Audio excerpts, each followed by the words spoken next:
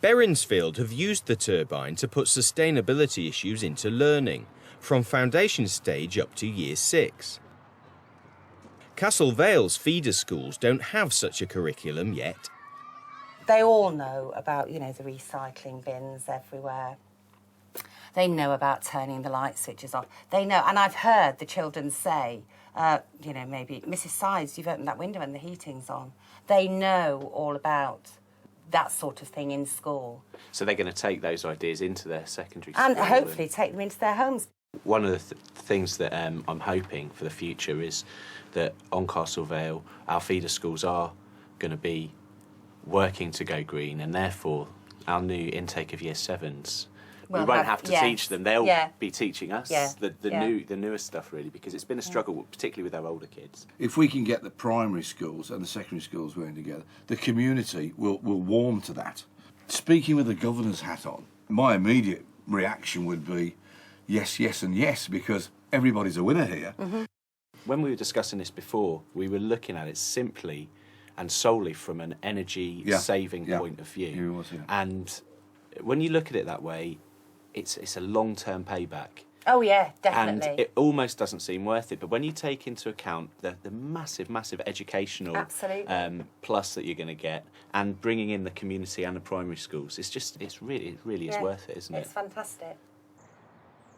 It's the last day of the Christmas term, and Ken Heaton sneaks back early to have a scout round and see how Castle Vale have been doing in the 3 weeks since his last visit. I got here just before 7:30. Only a handful of people in the school, which gave me an ideal opportunity to run around with my digital camera and take some action shots of what's happening, because what's important in a school is not only what happens during the day, but more importantly, what happens when there's hardly anybody here. Ken wanted to speak to teachers to find out what impact the Green Team's efforts were having on staff. Have you noticed any changes regarding energy usage at all? Yes, definitely. You have? Yeah. They keep on touching my monitor off. They'll walk in, just turn it off. That's off. We've got stickered.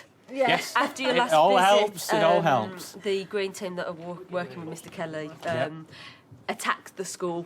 Everywhere you look, there were stickers reminding you to turn everything off, turn your lights off, things like that. And they do their patrol after school. They come and shout at me if I've left all my lights on and things like that. I've got the lights off my monitor to keep me... A shining example! I've started to turn just the one strip of lights on in the morning, and I can work by that light until all the kids come in the morning. That is excellent, because if the teachers lead by example and set the standard for the pupils to follow, that's brilliant. He's noticed some posters, and though well-intentioned, he thinks they need to be more effective. When I first saw this, I thought, great, you've actually made an effort. The trouble is, it's wrong.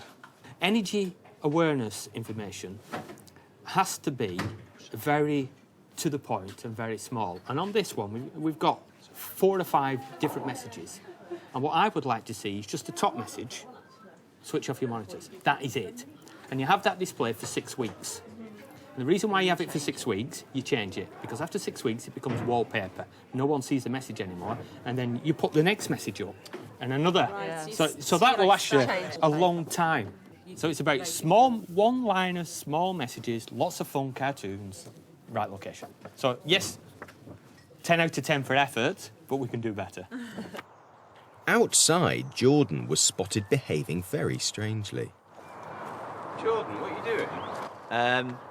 It must look a bit weird, but I'm just trying to estimate the perimeter of the school fencing, because this bit doesn't look too bad. There's a few plants here, but around the side it's pretty barren, and you've just got the green metal fences. We're trying to get some funding to get some hedging put in, which will just make everything look a bit nicer, sort of reduce the carbon footprint of the school, and give us something to work with during the summer term for our ecology-based. So why the funny walk? Just trying to measure how many metres of hedging I need to purchase. Ken meets up with site manager Martin Field to find out what capital spending decisions have been decided on. What about my recommendation for insulating pipework now? What's your feeling on that? I mean, to save £2 a year, it's going to cost us £4 to do. Okay, fine. It's down the list. Flange and valve jackets? Was there some concern there? Right, yeah. We can envisage any of the boiler maintenance guys that we have coming in are going to tear their hairs out of. Yeah. You know, having to undo tape and Yeah, they probably clips will. and everything. Well, they don't have to undo ties. I can see where some of the old type flanging jackets were like tying a shoelace, but they're not now. You get a Velcro jackets, you wrap them on, stick them on, and rip them off, and they're really, really good. And that puts it in a different light. It's now part of building regulations for new build as well. I know Oh, that definitely puts you in a different light. Having collected data from both the school and its electricity supplier, Ken's in a position to reveal to the Green Team whether Castle Vale's electricity use has dropped. Has all the hard work paid off? What we've got is electricity usage plotted every half hour from midnight to midnight. And this is for, obviously, November last year. And basically, the bottom line is we've made savings of 5% year on year. And just to give you an indication, this is midnight to around about 6:30 in the morning. Yeah, and watch what happens this year. Basically, it compresses more. That means less equipment has been left on overnight, which is an excellent performance. And look at the general profile. There's less equipment on during the day, and it's been turned off a lot earlier. Just to give you an indication of what that saving is equal to, that's equal to nearly £2,500 a year. This is a real good start. This is a good base to build for the rest of the year, and we can continue monitoring this throughout the year and drive it down. Ken confesses to sneaking some photographs first thing today. I walked into some classrooms this morning and there were just the teachers in the classroom, and there might have been just one teacher sat at the desk and they just had one light on and not all the lights on. And I walked into 2 or 3 classrooms like that. Lights were off, monitors were off, base units were off. That was really, really good. You've proven that you can change the culture, and some teachers can adapt to that change and implement the energy saving. Christmas shutdown, teachers need to have a blitz and ensure that every classroom has a complete shutdown.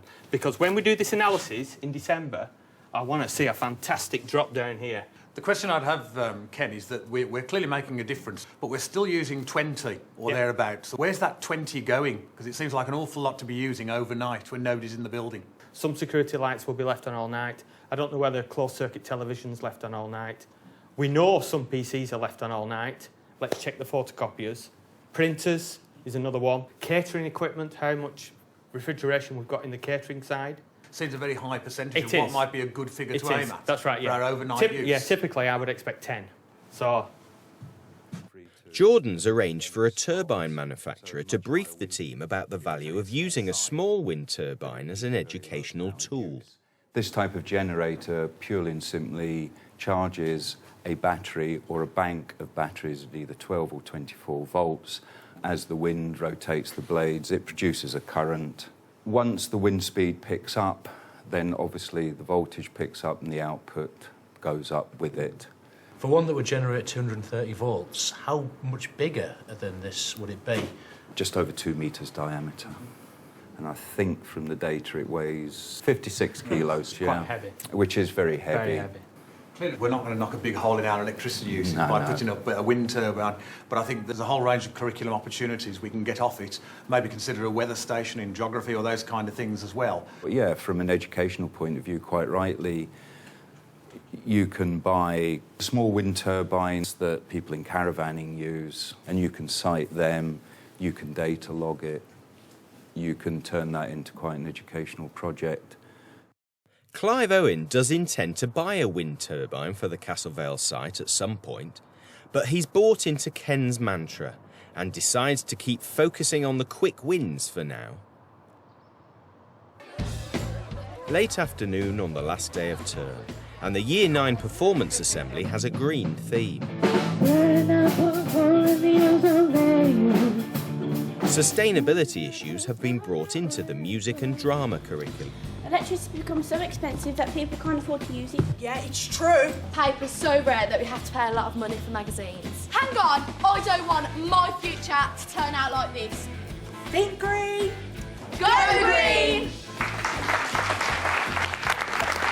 Is that Ken Heaton? I've got you a small gift, Clive, because you've been such a good boy this year. Thank you. Goes without saying. It's a solar panel charger for mobile phones. Fantastic. On the way.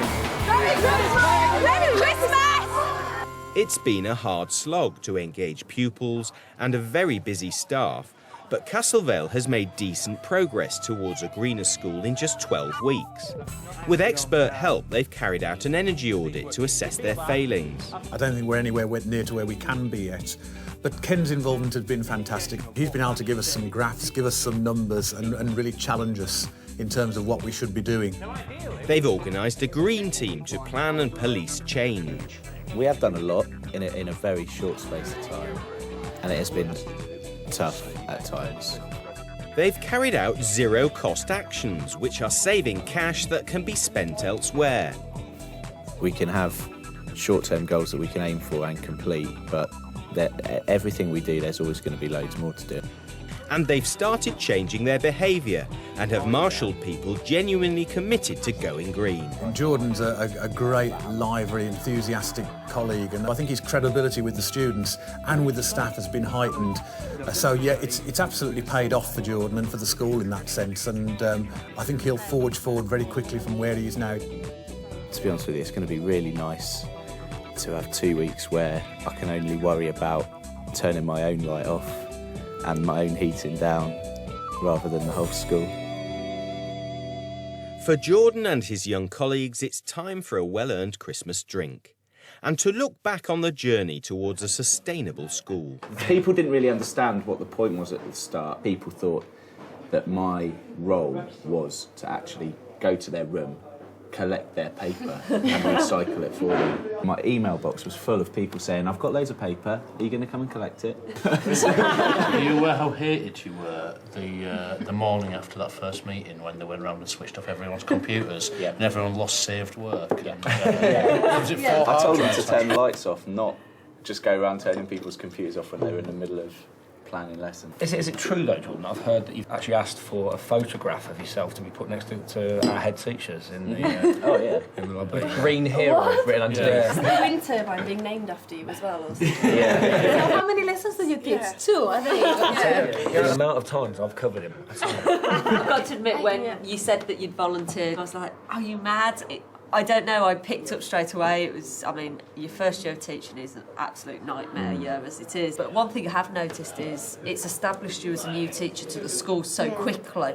Every kid knows who you are straight away. So what did they think of their green guru?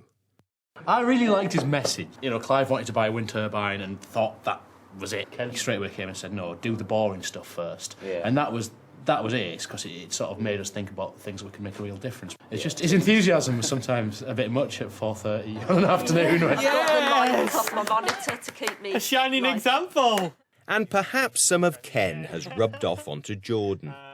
The stuff that we've tried to implement this term is down to all the teachers to do, really. You look after your own room, switch your lights off, make sure you haven't got the heating on and the windows open, and recycle your paper.